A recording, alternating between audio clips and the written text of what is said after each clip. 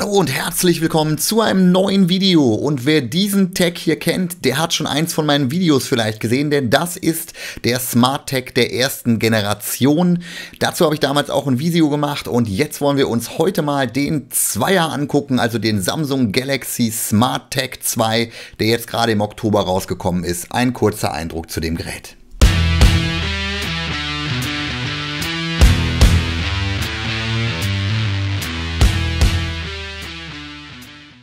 So, und dann packen wir mal aus, wobei Auspacken in dem Fall tatsächlich, glaube ich, sehr, sehr kurz gehalten werden kann, denn es ist ja nicht viel drin, außer dem Tag selber. Wir haben nicht mal ein Ladegerät oder sowas, denn es ist eine Batterie verbaut, also insofern dürfte da nicht viel vorhanden sein. Übrigens eine CR2032, falls euch das interessiert, und die soll ja angeblich ungefähr zwischen 500 und 700 Tagen halten, was wirklich schon richtig, richtig lange wäre.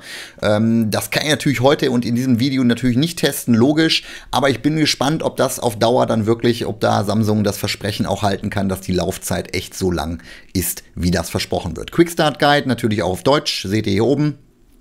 Legen wir mal beiseite und haben dann hier das eigentliche Gerät, also den Samsung Galaxy oder den Galaxy Smart Tag 2. Ja, klein, kompakt, ein bisschen größer als der Vorgänger. Hier hinten die Lasche für die Batterie und dann haben wir hier noch so ein kleines, ja, was man normalerweise kennt, um die SIM-Karten aus dem Smartphone zu holen. Das soll es dann auch gewesen sein. Also nicht viel drin. Unboxing ist ein bisschen relativ. Wir sehen hier unten die Batterieklappe. Die auf der Rückseite haben wir nix, genau. Und ansonsten haben wir auf der Vorderseite noch einen Knopf, um das Ganze zu bedienen. Das zeige ich euch später nochmal. Und damit war es das auch schon. Wir gehen mal in die Einstellungen. Ja, ein ganz kurzer Exkurs noch. Wie kann man die Batterie wechseln? Ich baue ja drauf, dass das Ding wirklich richtig lange hält. Steht auch im Quick Start Guide, also wer da nachlesen will. Ansonsten habt ihr hier auch nochmal die Information. Hier oben seht ihr dieses kleine Loch und dafür brauchen wir dann diesen kleinen Metallstab, den wir vorhin gesehen haben. Wenn wir da einfach reindrücken, kommt unten das Batteriefach raus und ihr könnt die CR2032 Batterie dann entsprechend austauschen. Sollte aber ja nicht allzu oft passieren, wenn man der Laufzeit glauben mag. So, die Installation ist dann tatsächlich denkbar einfach. Ihr braucht nur unten den Batterieschutzstreifen rausziehen. Und da der Samsung Galaxy Smart Tag ja nur für Samsung Smartphones verfügbar ist es so, dass dann auch automatisch ein Hinweisbild auf eurem Endgerät erscheint, welches euch dann das Ganze in der SmartThings App hinzufügen lässt. Insofern die Installation habe ich mir jetzt mal geschenkt. Wir gucken uns jetzt einmal an, was denn so alles möglich ist in der App, beziehungsweise was für Funktionalitäten der Smart Tag an sich auch noch mitbringt. Grundsätzlich erstmal, ihr braucht die SmartThings App, das geht nicht ohne. Dann habt ihr diesen Tag hier unten angezeigt, so wie ich auch meine ganzen anderen Samsung-Geräte angezeigt habe, und habt dann hier erstmal so ein paar Schnellstartoptionen, unter anderem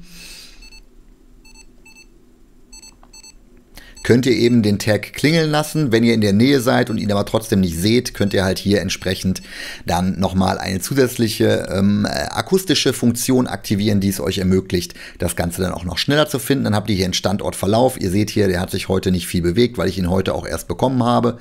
Dann haben wir hier noch die Option, das Ganze zu aktualisieren, wenn ihr da schon längere Zeit nicht mehr den Smart Tag in der Nähe gehabt habt. Und wir haben dann hier noch einen gewissen Konfigurationsbereich, nicht den Einstellungsbereich, denn den haben wir separat. Ein Konfigurationsbereich, der euch noch mehr Optionen bietet.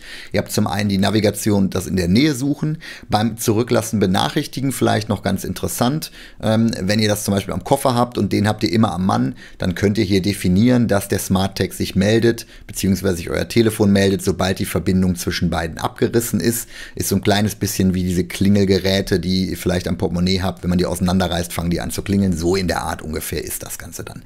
Der Verloren-Modus, den zeige ich euch gleich nochmal separat. Wir haben unten noch den Standort auch für andere Kollegen und Kolleginnen, Freunde, Freundinnen, Familienmitglieder, was auch immer teilen. Das ist vielleicht jetzt weniger interessant und die Batterie ist hier noch ausreichend. Jetzt klicke ich hier drauf, weil ich euch eigentlich zeigen wollte, was ausreichend bedeutet, aber das kommt jetzt hier in den Einstellungen. Hier können wir zum einen den Namen verändern, das könnt ihr beim Setup schon tun, aber hier könnt ihr auch im Nachgang dann noch den Namen verändern, um dann vielleicht das Ganze auch umzukonfigurieren, wenn ihr es vorher am Koffer hattet, dann am Schlüssel, wie auch immer. Ihr könnt mit dem Smart Tag auch euer Telefon suchen. Dazu ist hier auf der Vorderseite der nicht sichtbare, aber fühlbare Button vorhanden. Und wenn ihr den dann zweimal drückt, dann fängt euer Telefon an zu klingeln. Wir gehen jetzt hier mal rein, da zeige ich euch das nochmal. Ihr könnt hier auch aus euren Telefonen auswählen. Wenn ihr das aktiviert habt, dann habt ihr die Möglichkeit, hier zweimal zu drücken.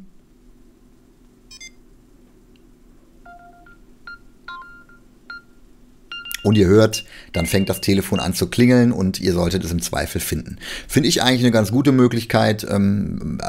Ob man es jetzt braucht oder nicht, lasse ich mal dahingestellt sein.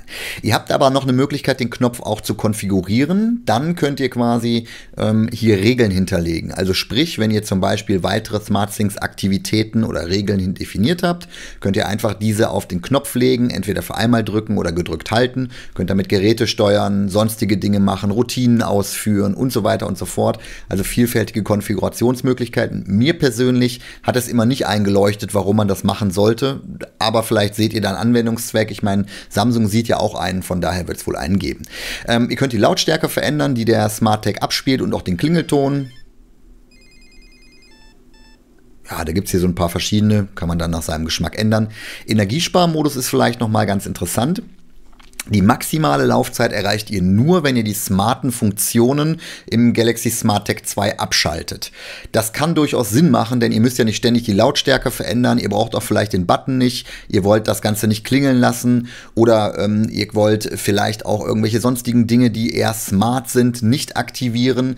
Dann könnt ihr den Modus aktivieren und habt halt eine deutlich längere Laufzeit. Und hier jetzt noch die Info zum Akku übrigens. Samsung definiert nämlich ausreichend von 16 bis 100%. Da darf man sich nicht von der Bezeichnung irritieren lassen. Jetzt gucken wir uns aber tatsächlich mal die einzelnen Funktionen an, die neben den Einstellungen vorhanden sind. Ja, und das erste, was ich euch da zeigen möchte, ist eben genannter Verloren-Modus. Denn ihr könnt den SmartTag in den Verloren-Modus versetzen sozusagen. Das heißt, er ist weg. Ihr könnt das hier in der App aktivieren und dann habt ihr die Möglichkeit, dem Findenden eine Nachricht zu hinterlassen. So formuliere ich es mal. Ich hoffe, das ist nicht ganz verkehrt. Weil der bekommt jetzt sozusagen eure E-Mail-Adresse und eine Information, dass dieses Gerät, woran der SmartTag hängt, verloren ist und er sich doch bitte mit euch in Verbindung setzen möchte. Und ich zeige euch jetzt mal, wie das geht und ich hoffe, es funktioniert auch, wenn man es an seinem eigenen Telefon macht.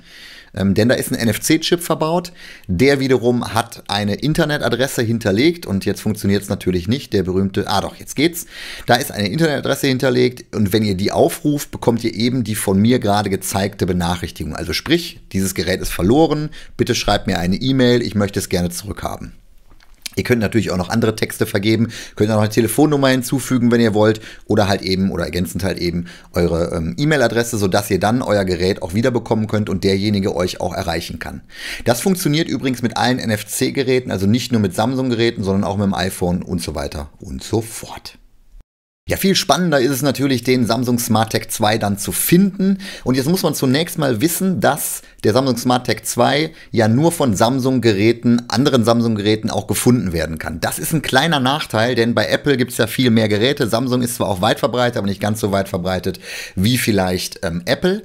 Und ihr könnt euch auch navigieren lassen. Das geht jetzt in unserem Fall natürlich nicht, weil der Tag hier direkt daneben liegt. Aber ich zeige euch jetzt mal, wie gut die Erkennung über UWB funktioniert. Ja, also die Erkennung mit der Länge oder mit der Entfernung ist wirklich schon sehr akkurat. Also die 70 cm sind auch ungefähr 70 cm und es ist hier, bedeutet jetzt, er ist quasi gerade noch außerhalb des Bildschirms. Jetzt ziehe ich ihn mal wieder ein bisschen weiter weg.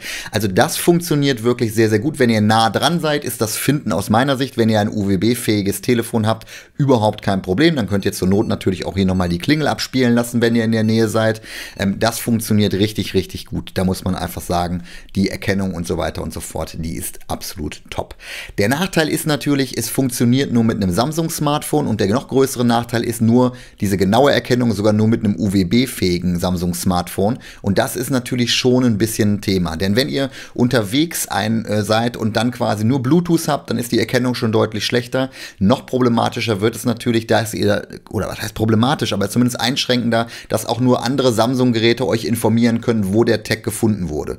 Das wird sich vielleicht in Zukunft ändern, wenn dann Google mein Gerät finden, Find My, was auch immer, wie auch immer diese Funktion nachher heißt, wenn Google das ausrollt und das auf allen Android-Telefonen verfügbar ist, dann wird das natürlich nochmal ein absoluter Gamechanger und hoffentlich mit einem Update versehen. Ja, so viel in aller Kürze erstmal zum Samsung SmartTag 2. Was muss man sagen? Also Verarbeitung und so weiter gibt es aus meiner Sicht nichts zu mäkeln. Da knarzt nichts, da knirscht nichts. Mit dem Metallring hier in der Mitte finde ich auch ganz gut. Das nutzt sich dann deutlich weniger ab, als das vielleicht wäre, wenn das Plastik wäre. Jetzt muss man insgesamt sagen, dass durch diese Öffnung das Ganze natürlich schon relativ groß wird, auch im Vergleich zum Vorgänger. Wenn man das vergleicht zu einem Apple AirTag, würde ich sagen, ein bisschen größer, aber nur bedingt dadurch, dass wir hier schon den Schlüsselanhänger sozusagen mit drin haben. Die Akkulaufzeit kann ich jetzt natürlich nicht beurteilen, weil so lange habe ich die noch nicht. Insofern, der sollte im Zweifel deutlich länger halten als ein Jahr, wahrscheinlich eher vielleicht sogar 2 Jahre in der Theorie. In der Praxis wird sich das dann nachher zeigen müssen. Vom Grundsatz her, für mich die größte Einschränkung, und das ist halt ein Punkt, ihr seid halt angewiesen auf ein Samsung-Smartphone, das ist der Punkt 1. Wenn ihr es richtig nutzen wollt, seid ihr auf ein UWB-fähiges Samsung-Smartphone angewiesen. Und sollte Google oder beziehungsweise sollte Samsung nicht aktualisieren können, wenn Google dann irgendwann alle Android-Geräte für das Finden freischaltet, dann haben wir noch eine andere Diskussion. Wenn das aber freigeschaltet wird, könnt ihr auf über 1 Milliarde oder wie viele Geräte es auch immer gibt, zurückgreifen. Und dann wird das Ganze natürlich wirklich richtig gut analog zum AirTag, denn der lebt ja auch davon, dass es so viele Apple-Geräte gibt.